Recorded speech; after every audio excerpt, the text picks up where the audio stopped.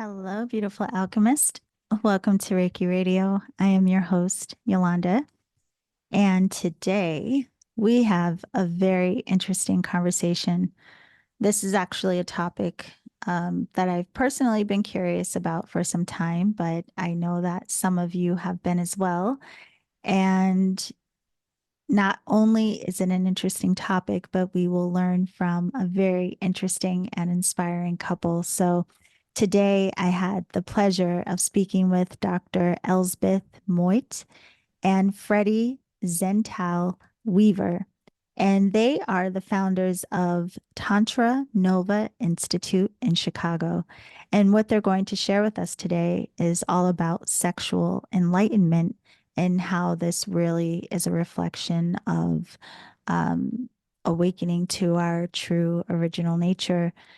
And it's funny, they actually wrote a book. They co-authored a book called Sexual Enlightenment. And when I read it, I smiled all the way through because there were so many reflections of their teachings that really mirror the teachings of Reiki.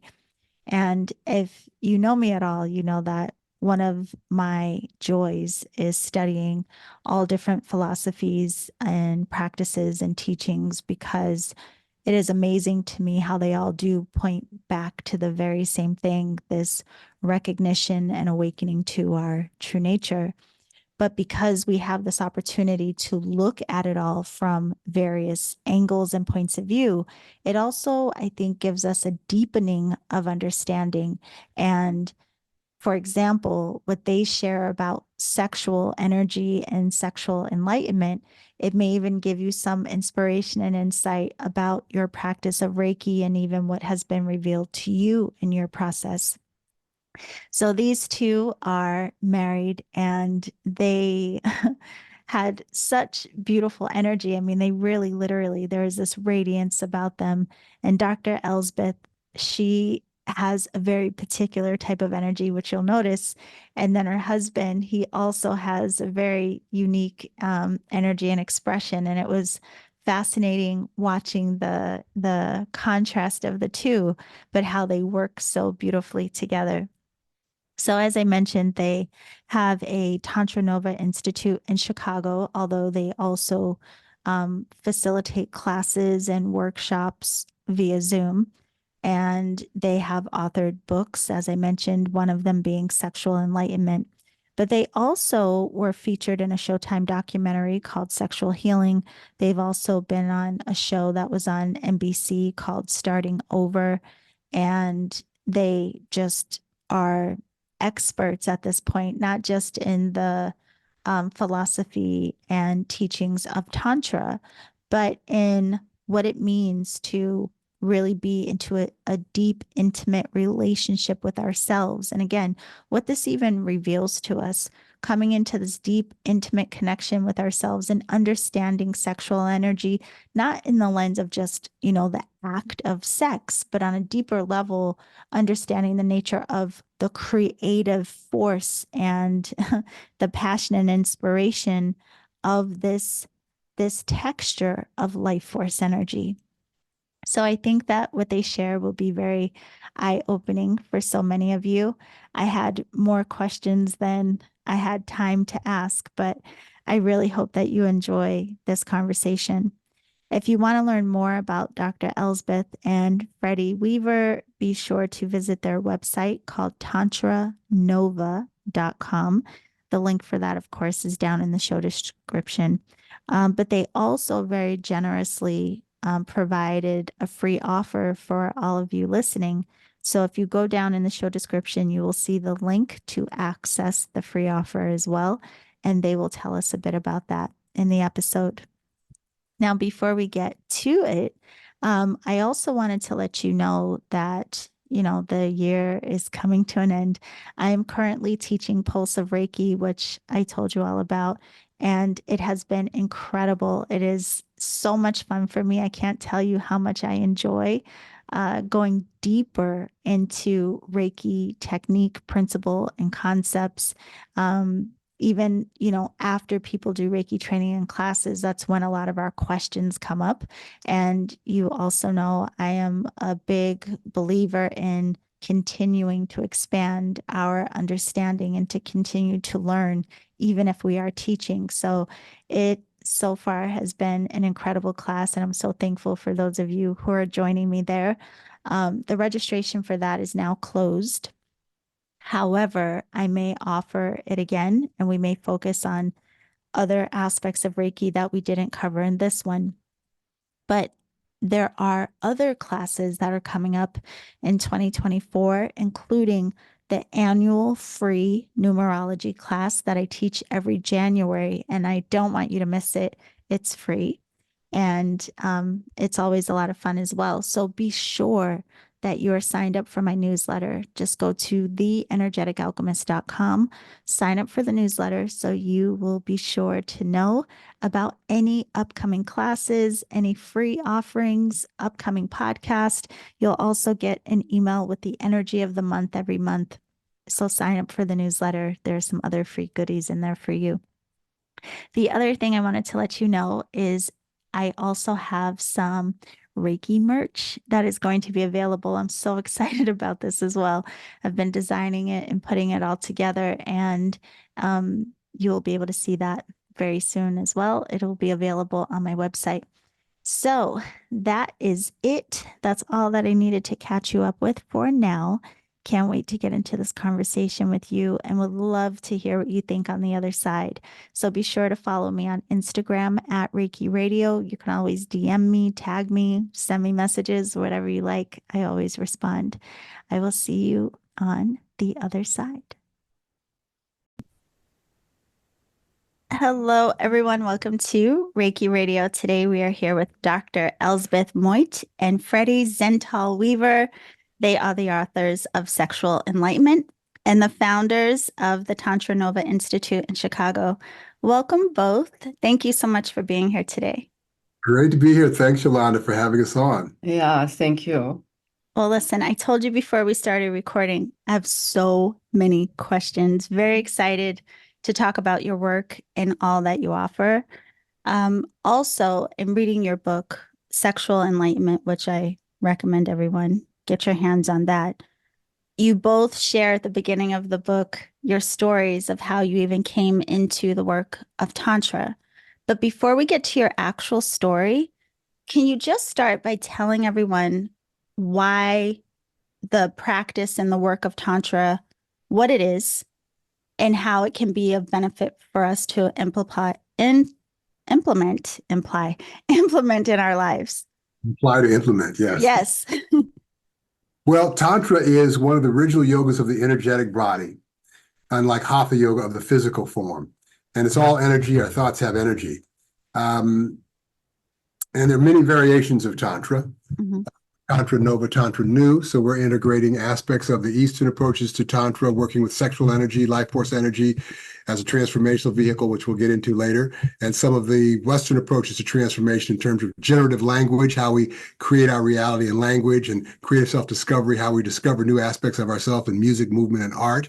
Mm-hmm. And we put our own gestalt together and created Tantra Nova, Tantra New. It's valuable to everybody in a body who's willing. Yes. So it is building on, that you are coming from Reiki, and Reiki is all about life force energy and using that wonderful energy for healing, for expanding, for growing, for harmonizing, for integrating, reintegrating. In the tantric practice, we also draw on that energy, and we also involve the life force energy as sexual energy.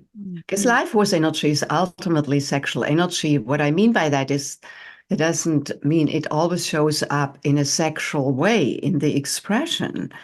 But when we look at life force sexual energy, it is that life-giving energy that brought us into this world. None of us would be sitting here in this conversation if it hadn't been for that energy. And so the energy shows up, life force energy shows up at different gradations. So for example, right now it's subtle energy, while you as the audience are listening, I'm speaking. And then when I take a walk or work out at Lake Michigan, and I feel the breeze touching my skin. I'm not highly aroused, however, it feels very pleasant. So there is a slight raise in that energy. And then, of course, all the way up to a climax or an ejaculation, when the energy is quite high in its excitement. So in the tantric practice, we can learn to use that energy in a way as if we were playing a flute, with all the different registers, and we become more attuned to it. We can stay on a 5 or on a 7, or just enjoy a 2. So that's in a nutshell. Yeah, and once you get into this, it becomes bigger than the bedroom. So, many people come to it, oh, I want to have that spiritual experience in the bedroom and have, a deeper connection. And certainly the practices that you'll learn will inform your mutual lovemaking, though there's a specific ritual that we teach in our workshops. That is what, if you're an individual working with yourself, it's a self-love practice, or you're working with someone else, a partner, then it's sexual meditation, both ways.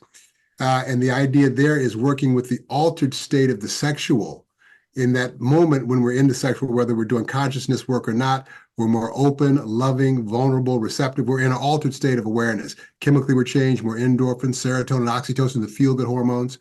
So with the distinctions that we teach in terms of breath awareness, energetic awareness, and intention, like I want to create a more fulfilling work or a place to live or a relationship, whatever it might be, we get more connected to in that altered state of intimacy to the subconscious aspects, energetically, emotionally, and story-wise, neurosynaptically, the stuff that keeps us spinning and creating what we've been getting, to then be familiar with that, to get some distance from it, and what I call flatten it, so that we can keep moving with grace, ease, and flow towards that thing we most deeply desire. And that's what we've seen show up for people. Some people do plant medicine. You can do nature walks. You can do meditation retreats. But very few practices of transformation I know teach how to work with the sexual altered state of consciousness to shift something in your life.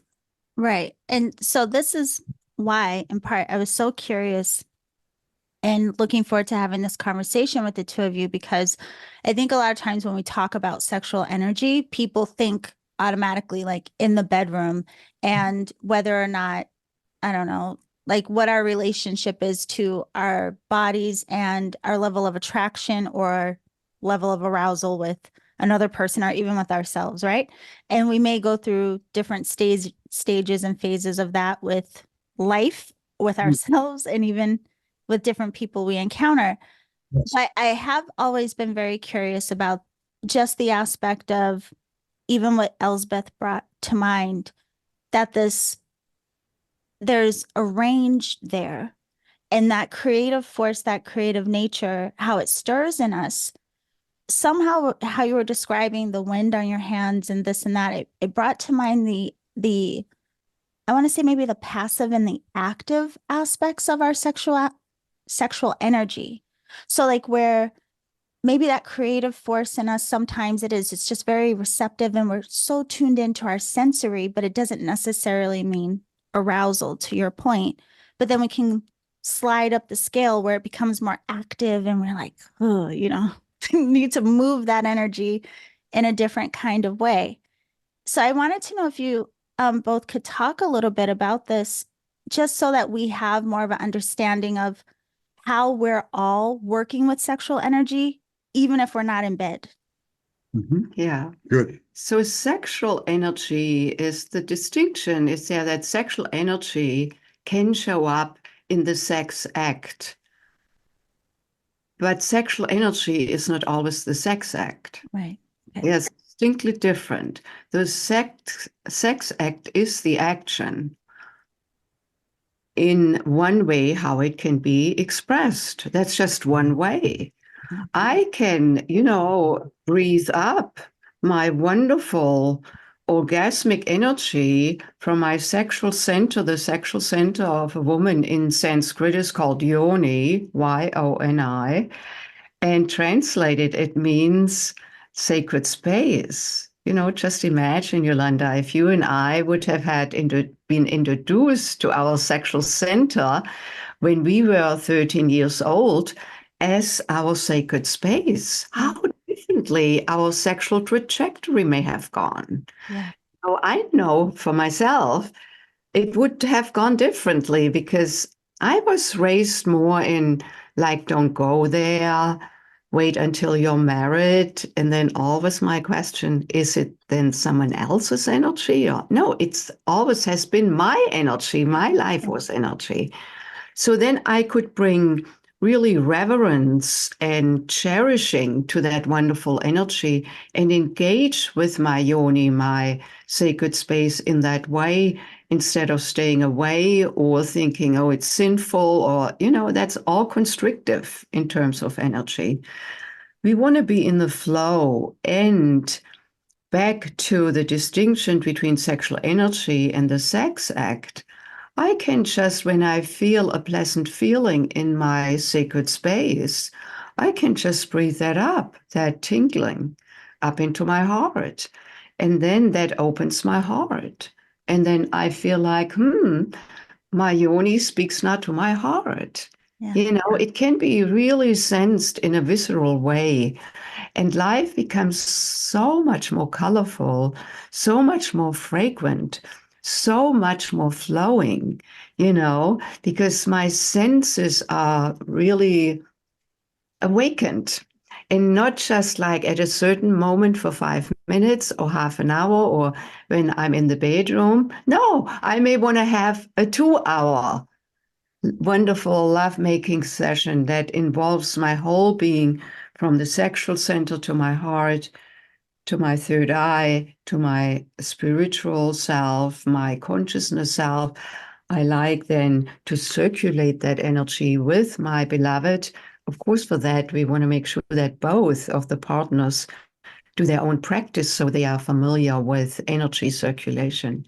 Yes. Okay. So you bring up a really good point. And I have to say, it's funny listening to you say that. Both of you are just glowing, right? And I'm like, oh, this has to be because of the work they're doing, right? You both have a certain kind of radiance. However, it's very interesting. And I have to ask you this for everyone listening. I have heard so many times in this realm of energy work and Reiki, a lot of people, when they start working on themselves and they start becoming curious, more self-reflective in these types of things, even without meaning to, these different energies, no matter how subtle, may start to shift and change in us. So we start having a different way of seeing things, come into like different wants, different curiosities, different feeling. We may even become sensitive to certain energies that we weren't necessarily aware of before, right? But a lot of people notice a shift in their sexual energy. So now all of a sudden they could have been with their partner for 10 years and everything was fine. But now it doesn't feel right to them because that depth or something just feels missing. So I wanted to ask you both about the importance of our self-practice as it comes to working with our sexual energy, but then also what can happen in that disconnection if one person is in that type of space of awareness and one person isn't. Yeah, sure. Keep building on this idea, this theme, excuse me. So yeah, when we start waking up to our deep desires. So people come to our work and they do an intake, they write what they want to get out of the work. So then they do the work and then they do the sexual meditation. They go through a series of active and passive processes and get actionable insights and so on. And then they start to wake up to what they've been doing to create what they've been getting, because they've shifted now. And now they see, oh, I'm shifting now what I used to do, what I used to believe, what I used to just move towards automatically. And if they're in relationship and the other is part of what is shifting, then that's discussed, that's changed, and then it's for that person to decide to either be with because there are reasons why that they choose or whatever, they just choose to be in that relationship, or they choose to grow with it, change it, or the other, so that's life, right? We live, we're born, we live, we die. It's always changing. So that can happen, yes, for people. Yeah, so it's essential in relationship that to really invite the other to go on the path together. That doesn't mean that we couldn't stay in the relationship, but there may be conflict. The thing is, oftentimes in relationship, there's something maybe that is like an edge and maybe hasn't been talked about. We get many couples who are in the peak of their sexual aliveness in their 30s or what have you, and they've been together for maybe 5 or 6 years. And, she's like, I don't know if you love me. And he's like, of course I love you, honey. And he's pointing at his erection. And she's, yeah, but can you kiss me with your heart? So for men in the tantric practices, learning how to separate ejaculation from orgasm is one of the fundamental edicts in all of the variations of tantra there are, for a variety of reasons. One, it will inform your lovemaking. A lot of people, guys, come to tantra because that's what they've learned. They can last forever. But more than lasting, a lot of guys can last a long time. It's not about just lasting, thinking about Babe Ruth, counting backwards from 1,000, distracting yourself. We're talking about consciously circulating what we call this orgasmic nectar. And it's in that process, one, as a man, brings consciousness to this automatic unconscious aspect of ourselves. So the man, we're run by our little head our whole life. For men, there's 2 emotions that basically are modeled and okay. That's, excuse my French, fucking and fighting. So in the practice to learn to bring your sexual energy to your heart with your breath and energetic awareness requires letting go of this automatic, what appears oftentimes to your partner as, lust, selfish love, even though that's where men in the sexual experience are really allowed to cry, feel intimate, feel tender, right? So when they start to subtly move this subtle energy, that is pervasive. It becomes more than the bedroom. When you bring consciousness to the sexual, the awareness in that process in sexual meditation starts to show up in areas of life that seem completely unrelated to sex and the simple process of living. So when I start listening energetically, like you were talking about the feeling of something pleasurable, in that intimate sexual meditation, pleasure starts to become very present to you. So the pleasure of a thought, the pleasure of conversation, the pleasure of what the vibration is that's happening in the conversation or the connection with your partner. You become very sensitive to vibration frequency. And that's where it can really make a shift more quickly. Things don't stop happening. It doesn't stick around as long. Right. Yeah. So this is interesting because with what you both share, again, and I have to say, I told you before we recorded, your book was mirroring so much of what a lot of us practice within energy work. And this is just like another lens that gives us, I think, a deeper understanding of our personal expression, but also that consideration of what happens in partnership and in union. But with even what you just shared, the curiosity came up about, a lot of people talk now about the divine feminine, the divine masculine, healing these energies where we may have traumas, where we may have misunderstanding. A lot of people feel disconnected from body, disassociated with body because of personal traumas. And a lot of it is unconscious. We may not even realize. This just reminded me of something in your book. You told a story where it reveals how a lot of times we're wearing masks and don't even really consciously know what it is that we're generating beneath the surface that is affecting our sexual energy, our creative life force, all of this. So I wanted to ask if you can speak a little bit about how this helps us to really come into that relationship of understanding those energies, feminine, masculine, even just within ourselves. And then also how this has made a difference in the lives of the people you work with. Yes, yes. So on my own journey, opening up to the feminine was a big part. So I came to Tantra later in life, unlike Freddy, who was introduced to it when he was in his teens. So I remember in the 90s, I was a management consultant and I traveled the world. I had gotten very good at consulting, yet I was really despaired over intimate relationships. I had this pattern of attracting unavailable men. And while that was exciting at times, most of the time I was alone. Yeah. It hit me when I hit 50. it really hit me. Then I could see the trajectory. If I was not going to change that pattern of attracting unavailability, I would end up without lasting intimacy and love in my life before I leave this planet. And I just didn't want to settle for that.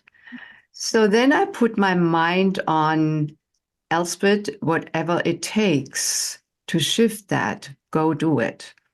So I delved deeply into meditation and then started studying Tantra, and not just reading a book here and there, no, really immersing myself in the practice and the discipline. And what opened up for me, what I got to see in the healing process, because the tantric practice can lead us to healing of deep primal nature. What I discovered there was that I had held distrust towards men. Now, Yolanda, I didn't know about that. If you had known me like 25 years ago, you would not have called me a distrusting bitch. I was charming, I was inviting, I reeled them in. And, but underneath, in the subconscious, not accessible to the conscious mind, there was this sliver of not trusting. And in the healing work, there's one particular practice that is a ritual that is dedicated to the woman. And I was the receiver. I, of course, started by myself, solo, as a single woman. And I worked with a practice partner. Freddy was not in my life yet. So that ritual was so life-changing for me, because when I was touched inside my yoni around 11 o'clock, and this ritual is not about having sex, it is about for the woman to receive and to listen more deeply to her yoni, because we hold memory on the cellular level of the yoni walls, the vaginal walls, that unless we actually go visit those places, we may never discover what may be stored there. And when I got touched, what came back to me was a vivid memory from when I was 18 years old.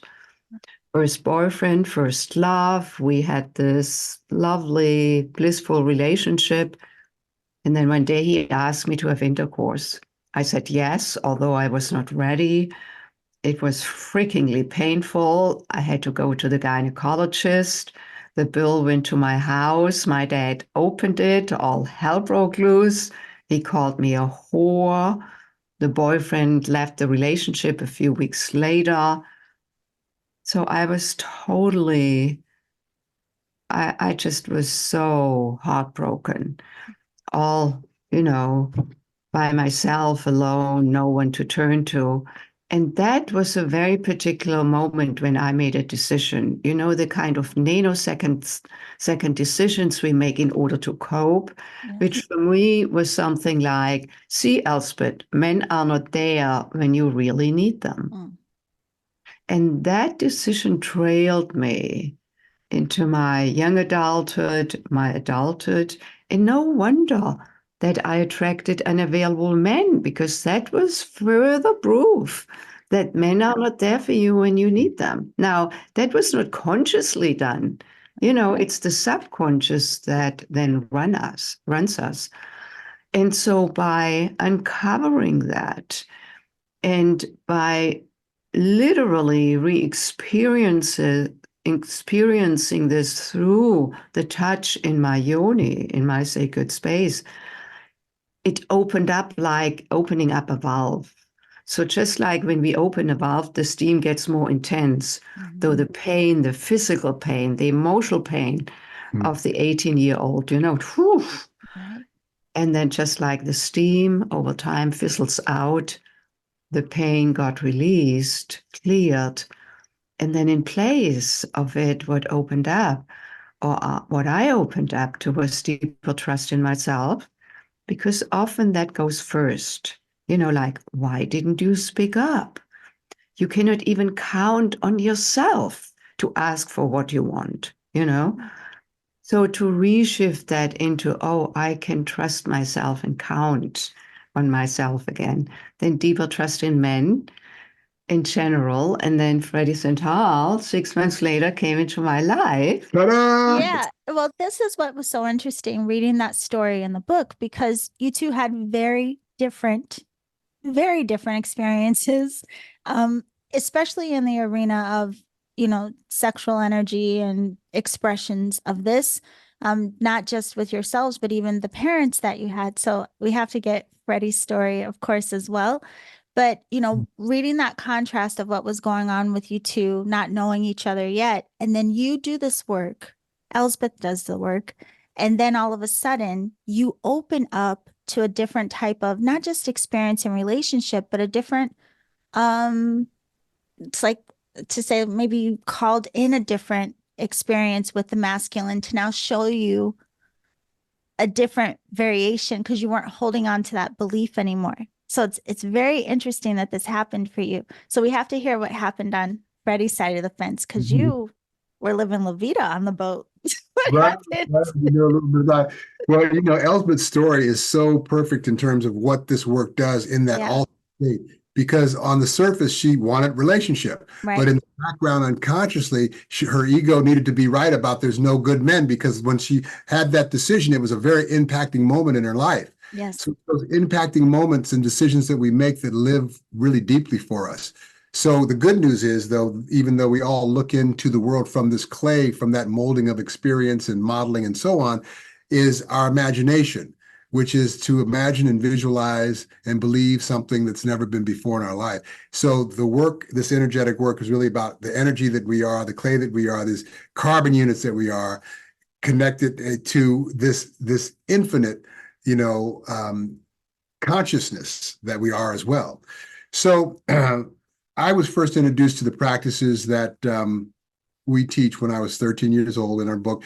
And I was going through my puberty, living in Hawaii and spending a lot of time in the shower. So, as a lot of guys at that age are. And so my father at the time was a practicing psychiatrist and took pity on me and gave me a book to read on how to integrate sex and meditation, sexual meditation.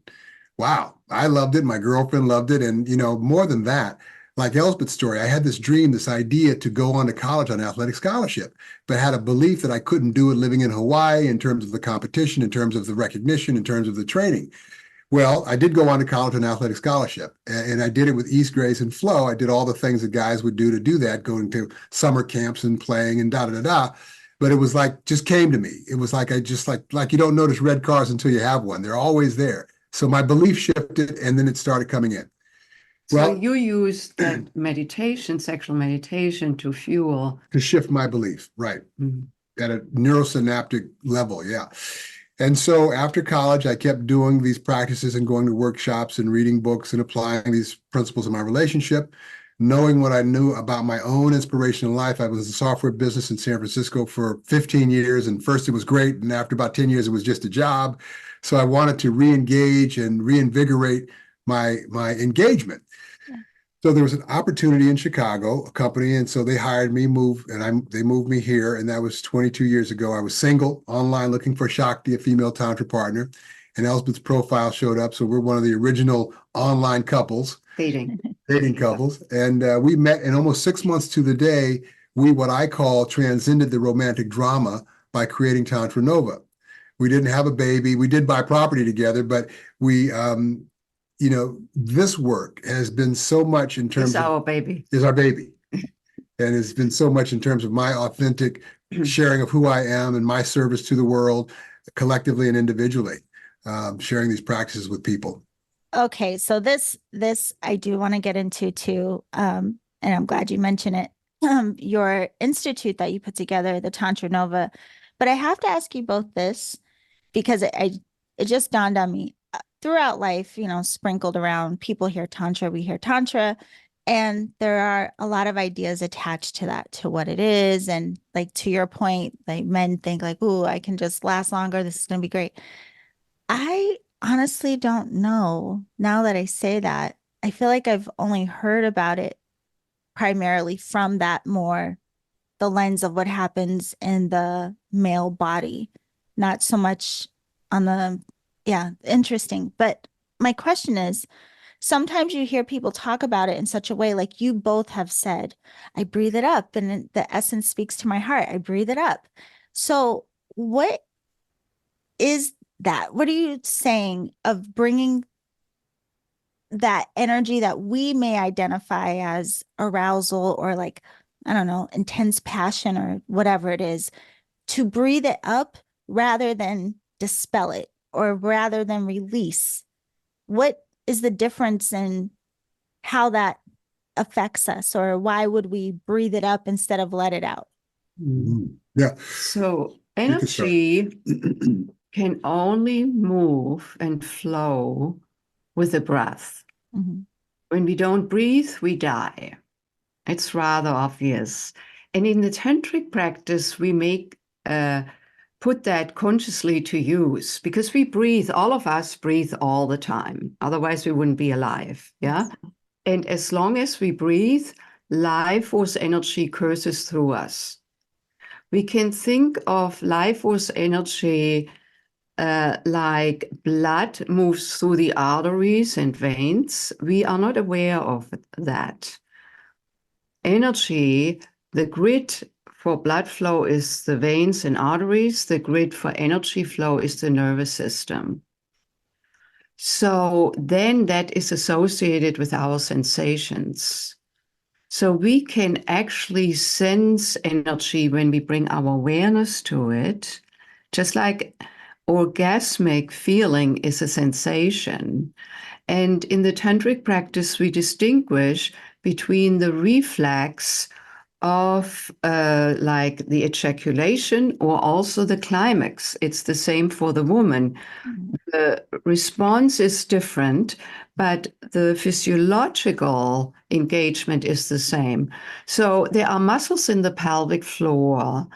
They start quivering around 9.5, 9.75 on a scale of 1 to 10, 10 being the ejaculatory or climactic moment.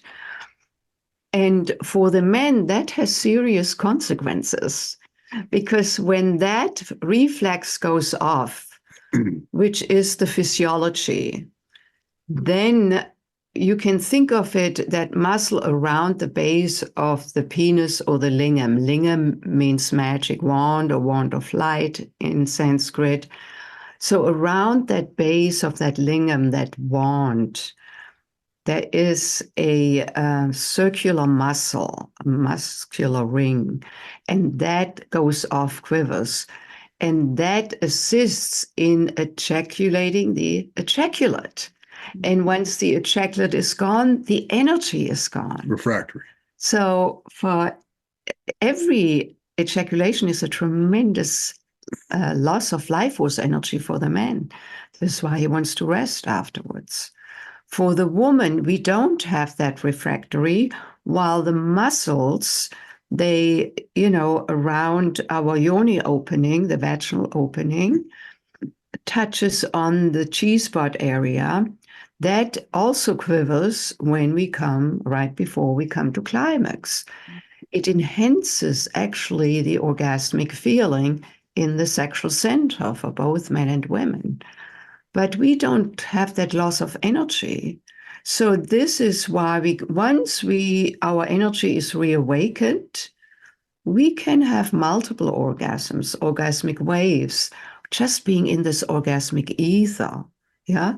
So when I work with women or when we work with women, we never, as we do with men, ask them to forego the climax.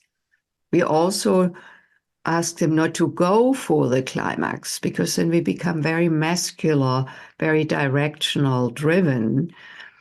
What we often do when we use vibrators, which we don't recommend because they deaden the nerve cells, so we need more and more and more, really to start moving with the sensation that may arise from the inside of the yoni, the clitoral area, and then breathing that sensation up into my heart as if I were breathing in the fragrance of a rose in the same way.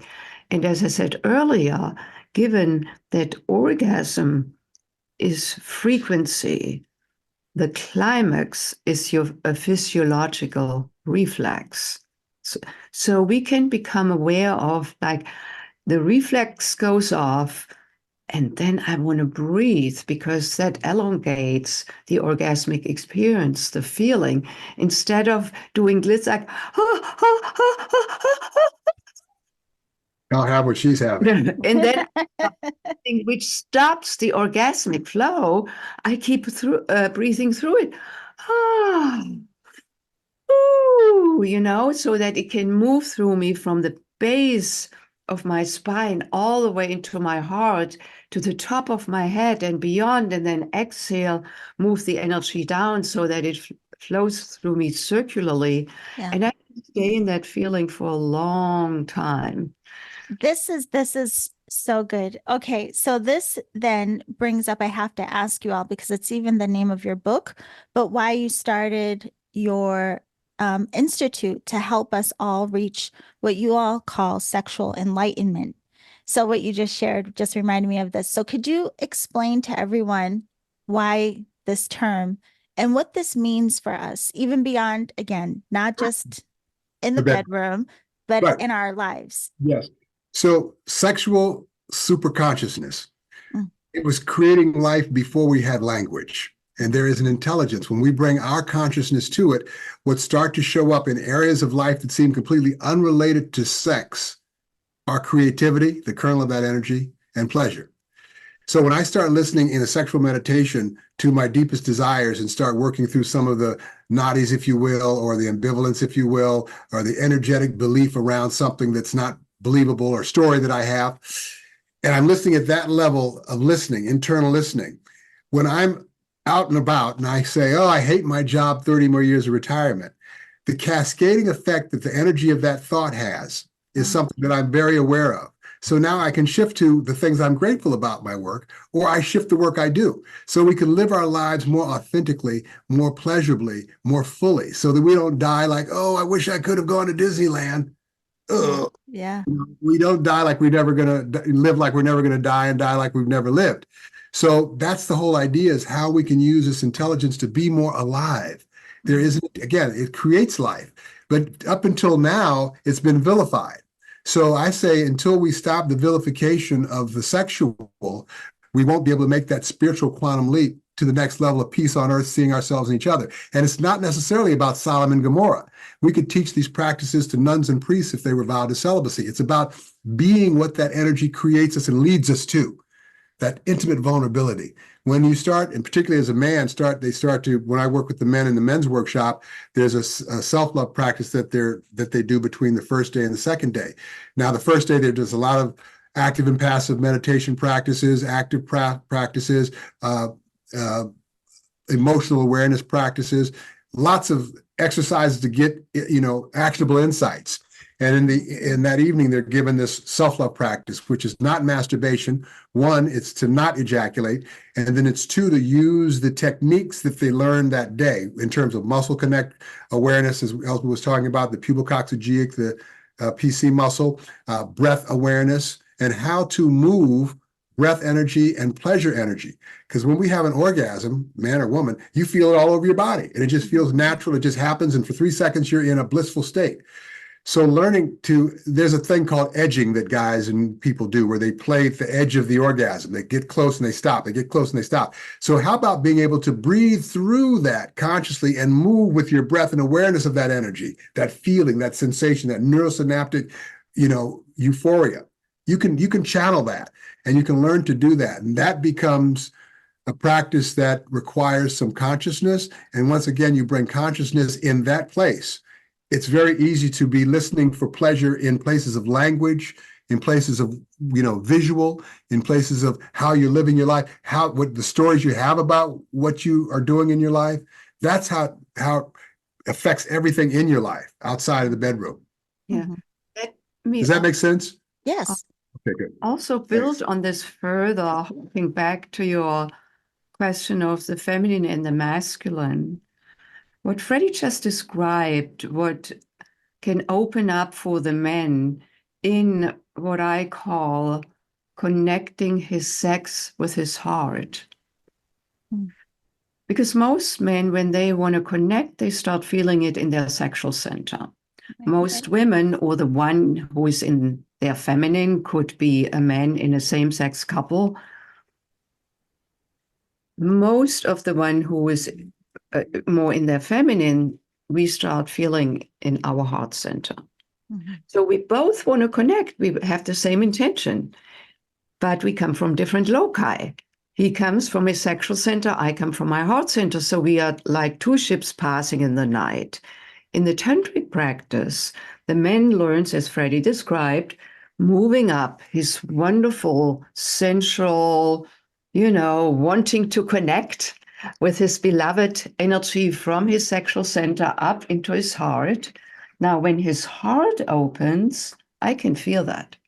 Yeah. I feel where his energy comes from, if it comes from his sex or from his heart. Now, he uses the sex energy to fuel his heart. He doesn't, suppress it, repress it, like, oh, I shouldn't feel. No. We transmute it. We You bring it want up. to use it. It's powerful testosterone energy that wants to be channeled. And then when it comes to the heart, it takes on a different sensibility. Then when I feel that, my heart opens. And guess what, Yolanda? When my heart opens, my yoni opens. Mm. And then we have a circuit. It goes back Trust. to his lingam, up into his heart, into my yoni. And it's all about circularity, because that is how energy shows up anyway in the universe. Yeah. And when God. And that is where we connect. So that is how a man uses his masculine energy, transmutes it, and uses it as fuel to share his love. And that is where I feel God, and that is where I feel he's present to himself and to me. And he can stay in this presence like for a long time. If this is the male sexual energy, this is my feminine energy down here. He can stay like this for a long time. I don't feel rushed. My heart can open. My trust opens. And he's not just waiting to try and get to an orgasm. Right.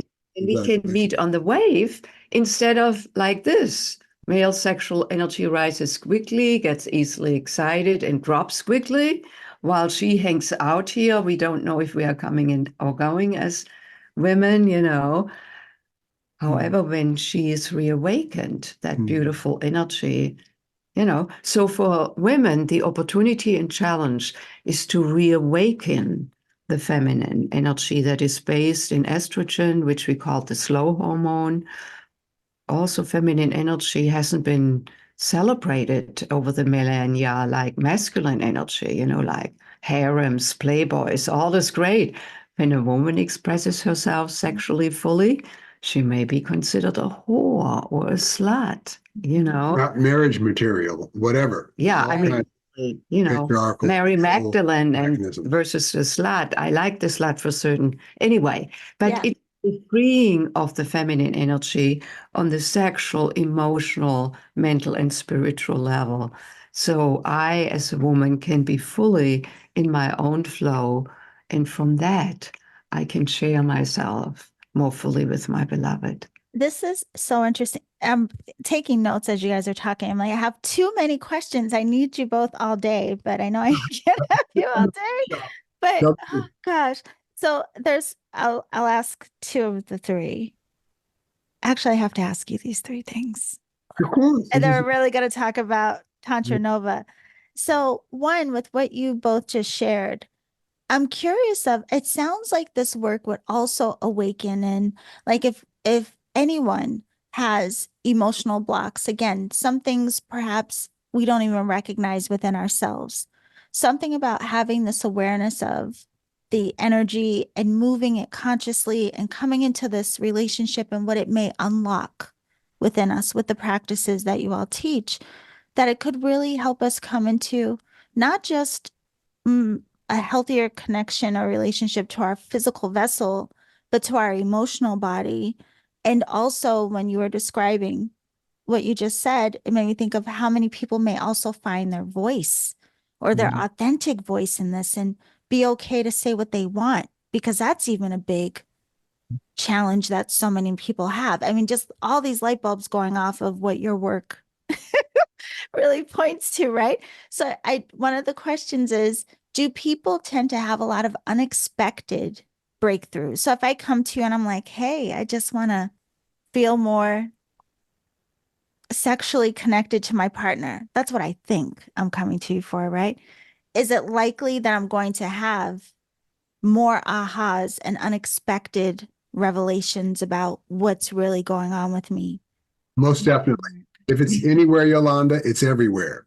So, Uh, someone says, oh, I want to learn to swim. So you take them to the pool and they learn to swim. And then you don't see them for a while. So what have you been doing? Oh, I was swimming in the ocean. Let me tell you, and I went to the rivers in Europe and swam. They swim everywhere. But once you start listening in terms of getting that you have choice about the suffering story that we tell ourselves, about the subjection to our own lives, and get that, oh, wow, I can choose. I can't change the weather, but I can change how I feel about it. Yeah. That's power, when you really get that you can really start to work with the neurosynaptic story belief around something to believe and create something different in your life. Yeah, often to actually wake up to it, a linear way usually doesn't take us there, because if it was the linear way, we would already have done it. Yes. The mind works linearly, the conscious mind. So through these Vesuvius practices and rituals that really, where we access ourselves on deeper levels, emotional levels, hidden levels that we may never have looked at. Can I add just add that again, the thing that's unique about this as a transformational vehicle is the place the sexual altered state leads us to. Intimate vulnerability. You can't hide from it. You can listen to the therapist all day. You can get actionable insights and analytical understanding all day. Yet how something lives for us energetically at a deep emotional experiential level, you can't hide from that in the altered state of the sexual. Yeah. And that's what the difference is in terms of how powerful this work can be. Forever we've been procreating with this energy. It creates life. For the last 100 years or so, we've been recreating with the development of contraceptives. So what we're teaching is how to co-create with this creative, intelligent energy, how to use it to get and create a life by choice and not be in the suffering mind of the story. I mean, peace on earth is just a thought away. And in the process, we clear out what's in the way, what we may not even have known about. So the woman you described who wants to have a better intimate relationship or deeper, what's there in the first place that she doesn't have it? It's not the partner. Now, the partner may have things going on for himself. It's always within us. When we don't get something we want, has very little to do with the environment. It has all to do with our blindnesses, our unconsciousness. And so in the work, the unconsciousness gets poked into, so to speak, so that something can be seen that we couldn't see before, not only with the mere eye, but with the inner eye. And yes, sometimes it may bring up uncomfortable feelings. Like for me, in my healing, memories that were greatly painful. But these memories, they still hang around on the cellular level without us seeing them, knowing of them, but they're still there and they intervene and interfere with what I may truly want. So I'm trying to get what I truly want, but something. So it can be, for some women, it's very cathartic, as it was for me, that journey.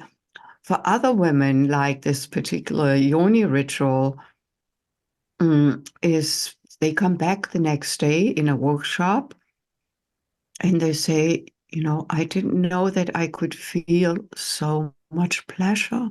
Wow. And the pleasure she could open up into the pleasure by receiving, by letting go. And that requires trusting. For most women, it's about trust. Can I ask And you this? Because what you're saying too, it's making me curious about the state of mind or consciousness we hold versus, again, what we may unlock or repress within our being.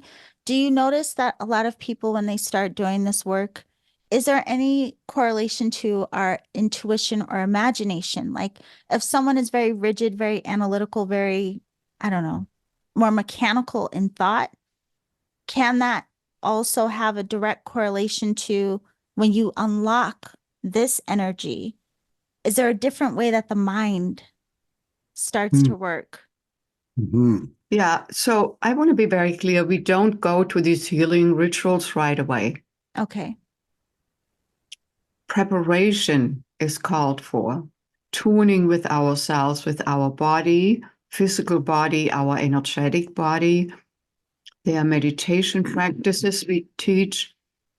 There are processes we guide people through long before they go to any healing ritual, either solo practice or partner practice, where they actually can explore tapping into their subconscious. So there are particularly processes, we call them recall processes, where we guide them in a way that they can access their subconscious. Mhm.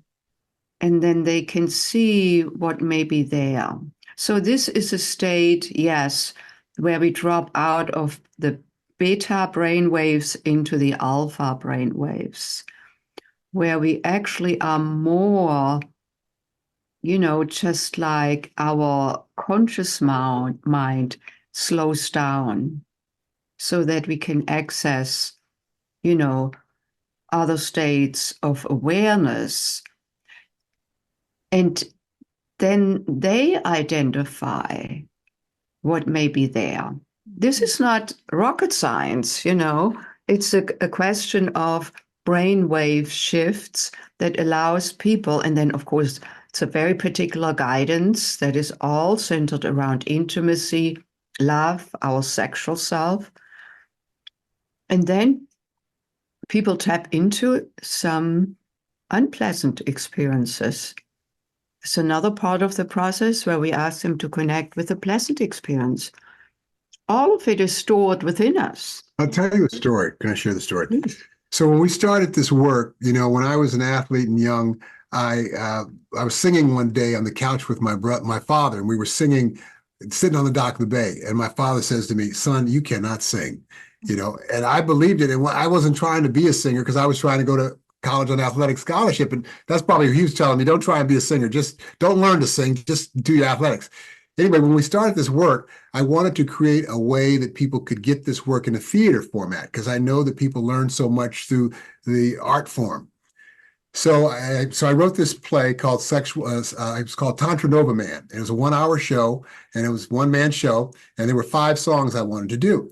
So in rehearsal, with my theater coach, I was singing these songs, and Elsbeth has a master's in music, and she was like, "Well, Freddy, you can just speak the words, And my theater coach was like, "Don't listen to her, Freddy. Listen, you keep singing, and here's a good voice coach." Anyway, so I did the show for years all over the world. And so there's an example of a story that I believed that through the work I saw was just a story, and was able to walk through my fear, through my neurosynaptic belief, watching myself as a curious witness of myself from this consciousness possibility. That's the thing that connects us to this universe. The field is our imagination. And now he is a phenomenal jazz singer. And now I sing jazz. Oh, really? And do soiree shows. I'm going to be doing some stuff at the end of the month. But my point is that that's what happens for people, Yolanda. So when they start doing this work, when the story comes up about something that you most deeply desire, but you have a belief that it's not possible, yes, resignation goes away. We get that, oh, I am the author of my life. And you do the things that it requires to get the things that you want, but you do it with grace, ease, and flow. And you have to be willing to go towards it. right. Because it's not comfortable. What came up for Freddy was not comfortable. Feeling not good enough, I cannot do Looking it, stupid, sounding horrible. To Yeah. go towards it, it's like moving through the eye of the needle. If we don't move through it, there is no other side. Which is what keeps most of us stuck when we don't have a tool to work with the emotional brilliance of something different. Because new is chaotic. It's like the universe exploding. It's chaos, or you're creating something. It doesn't make sense. It's like files on a desk all over the place. So we use these healing rituals to open up whatever the person who comes wants to open up. In the process, of course, things may show up they never expected. Mhm. That's the beauty of, the Vesuvius way of healing, and then they are set free. It's the liberation of constriction within us. And then, yes, and around that sexual creative energy, when we set free life force energy, because when I am verklemmt in my sexual energy, my life force is constricted. So when that gets set free, there's so much more available in creativity, for my physical body, for my health and wellness, for my emotional well-being, channeling that energy into my mental intentions, what I want to bring forth. So, and I can use that to fuel my projects in life. That And makes some sense. self-love practice, that sexual meditation practice, when we wrote the book, because there were times when I got so stuck and I have nothing to say. Who is going to listen to me anyway? I couldn't. I had writer's block, and then I said, okay, Elsbeth, you know better. Just go do your sexual meditation. I shifted my energy. The flow was reestablished. And then usually after that, I had a conversation with Freddy, who always has great ideas, always inspiring. And there I went and, did a few pages, but then I am in flow again. It's all about flow, and as Freddy called it earlier, aliveness. Yes, it's amazing, and I just want people to know as well, you do have exercises in your books so people can also start to practice with themselves. And you all have mentioned both the practice, our self-practice, as well as with our partners. We have to talk about your Tantra Nova Institute, so that's where I'm going next. But also curious, when people come, is it recommended that we start in a self-practice, or is it okay to start as a couple if that's what someone desires? But before that, you all mentioned when you met, and then quickly after there was a spark and you two wanted to really share what you were learning to help other people. Why? Why Tantra Nova? What was coming up for you each that you thought we have to share this with other people? And what is the Institute now? Yeah. Well, the why was that I loved the work. I had 200 books that I'd been reading that were all over my house. It was part of my life, It was my spiritual practice. And so when I met Elsbeth and she had taken it on as her spiritual practice as well, it was a perfect move. It was, again, the story, I'm hating my job, right? Yet I'm doing this work knowing that that's a story, right? So what do I do to keep feeding myself, to create something that is authentically me, that is not helping the world, but sharing something in the world that people who are willing, who want, can learn and take and use and own. So that was the part of it for me. Yeah. And yeah. So for me, it was when I had this opening, that ritual that I shared about earlier in my shift into trust, that was so life-changing for me. And I got very clear. I then signed up for a certification program to become a Tantra teacher. I left the consulting firm. And that was before I met Freddy. I was clear that I wanted to share what was possible for me with other women. And there was also something in the consulting which didn't cover the whole spectrum of who I was becoming. And now the tantric work and working with Freddy and having the institute is an expression of my fullest being, you know, in on all levels, like the body is involved, energy awareness, my intuitive capacities, and all of that has evolved very organically over the last 20, 25 years. And I feel now, I feel really used now in a good sense. Like all my gifts and talents I came here to cultivate, now they have found an expression for the greater good of humanity, Be a so to service. speak. Yeah, to make a difference in the world and having fun with it, and then doing this with my beloved. I mean, isn't it great? And, we are all these unique diamonds, and the world will never be the same when we're gone. And that each of us to discover our authentic contribution of service to ourselves and the world. That's what it's about, and just own that. And then, making a difference in the realm of the sexual that is so life-giving, yet so constricted, either obsessed with or suppressed. Look at the advertising, look at all, to bringing transformation to that realm that fuels everything. Yeah. I mean, I'm even talking about it. I'm getting goop. I know, I see. It's like you're really lighting up over it. I'm like, look at her go. That's beautiful. You mentioned something that's so prolific and available now is moving us in the right direction. It's kind of like the kid who wants to eat, dessert all the time. And so he's okay, eat as much dessert as you want. And then he gets sick on it. And then you say, okay, now let's try some vegetables and protein and different things. Okay, they're open to it then. So we're kind of stuffing ourselves with unconscious sexuality. And after a while, people are going to go, they're going to be more open to sexual meditation. Okay. Like, oh, what else? We can do that with this energy. We can, right. To shift something in our life. So it's moving in the right direction, not cloaked. And women are discovering things that they could do that they never thought they could do either sexually. The most important thing for me is to bring consciousness to it. And that I could be part of that to move that forward while, it's like one person, one couple at a time, even when we teach workshops. But it's, there's millions and millions of people on this planet. Yes. But even if I could make a little difference where then people go out and they reverberate through their own shifts, through their own movement of energy, through them being different with their partner, more connected, more harmonious, then that ripples out. And so if I can make a difference there, it was well worth having been here. Yeah. Oh, that is so beautiful. Okay. So you all, even though we said the Tantra Nova Institute is in Chicago, can people still work with you all virtually? And how do you have, I saw on your site, there are retreats and there are also packages.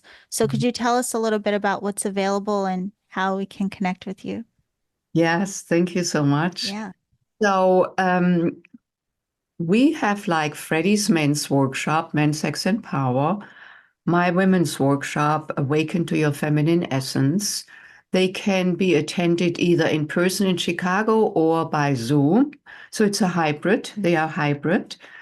So we have both Zoom people and actual people in the room. Our co-ed workshops all take place here in Chicago because there you need a partner. Of course, either you come with your committed partner, or if you come solo, you pair up with a practice partner. Then we also offer one-on-one programs that people can do by Zoom with video modules and, so yes, many people never come to the Institute in Chicago, but have worked with us and just have gotten, equally great results.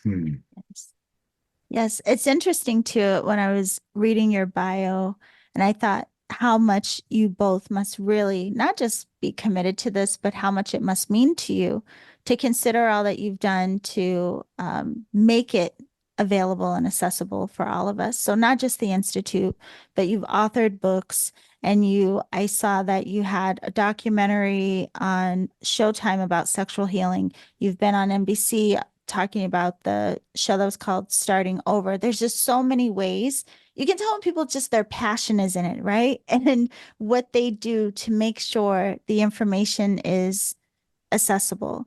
So I want to thank you both for the work that you're doing. I'm very excited to learn more about your work, but I can't tell you how much I appreciate how much I just learned from you in this last hour. Yeah, thank you for your Okay. energy, Yolanda, and your platform and Yeah. having us on. Thank you so much. Yeah, Oh, it's been incredible. we want to make sure that the audience knows that there's a gift for them waiting. Yes. Yeah. Yes. And the gift is actually called Introduction to Sexual Meditation. So we thought out of this interview here that you listening here to us, you may have gotten interested in learning more about it. And so to actually be introduced to foundational practices that lead to sexual meditation. So pick up that gift. There's a link, I understand, in the show. Yes. Great. Yes. So that's one way how you can connect with us. Then, of course, you can get our book, Sexual Enlightenment, on Amazon. It's available there in hard copy and in Audible. And yeah, of course, the website, if you want to do some browsing there, tantranova.com, TANTRANOVA.com, Tantra Nova, like supernova. So please join us in any way, or call us up, or set up a consultation if you wish, a complimentary one. If you want to learn more on how this could support you personally and or your relationship. Yeah, there's just so much to dive into around all that you all offer. So, of course, we'll have the link for Tantra Nova down in the show description, the link to purchase the book, Sexual Enlightenment, and also the link to the free gift, which, thank you so much for that generous offer. So, I will be reaching out to you all. I know all of you listening probably have a million questions as well. So reach out to Elsbeth and Freddy Zental, and they will get back to you, I'm sure. Thank you so much. Thanks, Yolanda. Thank you, Happy Yolanda. holidays. Butterfly kisses.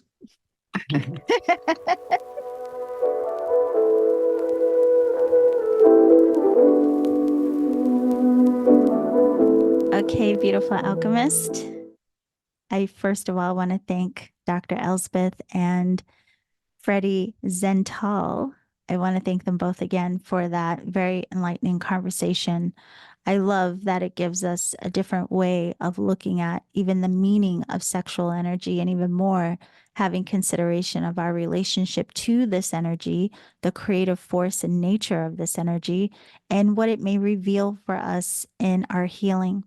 Now, as they mentioned, they do have workshops where you can work with them one-on-one, or you can also work with them along with your partner and learn how to come into deeper relationship with the overall essence of intimacy and sexual enlightenment. So if you want to learn more about their work, again, be sure to go to their website, tantranova.com. Don't forget to access the free gift that they have offered all of us. The link for the free gift is down in the show description. Also, you can check out their book either on Amazon, you can get the hard copy, or you can just listen to it on Audible, which I know a lot of you like to do. So it's called Sexual Enlightenment, and the authors are Dr. Elsbeth Meuth and Freddy Zental Weaver. Okay, so be sure, let them know whatever questions you had. As they mentioned, you can also have a consultation with them, and you see how lovely they are. I'm sure they will be very responsive for anything you may want to ask. So thank you both for coming to share with us today. And please don't forget, beautiful alchemists, be sure to download the Energetic Alchemist app. There's so much content that I post there for you to support you in your path of energetic alchemy. I also do oracle readings there. There's just a lot of content that I post and share, and there's more new content coming, of course. And sign up for my newsletter while you're at theenergeticalchemist.com so you can get some free downloads right away. But you can also join me in upcoming classes, including the free class that will be in January. I am so thankful for all that we have shared and exchanged together throughout this year. I look forward for what we will explore together in the new year. But for now, just stay connected. Let me know what you think. Let me know what you want to know about. If there's anything you'd like to hear discussed on the show, you can follow me on Instagram at Reiki Radio. You can DM me, send me messages, tag me, whatever you like. I always respond. So that is all for now. Thank you so much for being here. And remember to always journey in love.